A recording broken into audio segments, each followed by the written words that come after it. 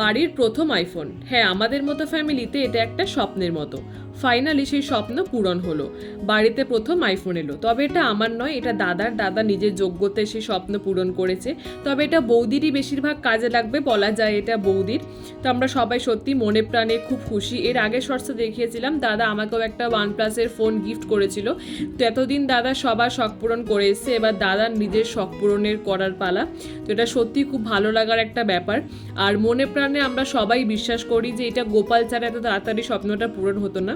তাই একদম প্রথমেই গোপালের ফটো তুলে ওয়ালপেপারে সেট করা হলো। তারপরে আমরা বাড়ির একে একে সবাই ফটোশ্যুট করলাম। এখন দাদা বৌদির ফটোশ্যুট চলছে, মানে আইফোন আসার পর বাড়িতে যেটা হয় আর কি, অবশ্যই। তারপরে বাবা মাকে নিয়ে আবার একটু ফটোশ্যুট করা হলো। তোমাদের সঙ্গে একটা ফ্যামিলি মোমেন্ট শেয়ার করছি, মানে আমার দেখেও এটা খুব ভালো লাগছে। তো তোমরা যদি ভিডিওটা দেখে ভালো লেগে থাকে একটা সাবস্ক্রাইব করে দিও। বাই।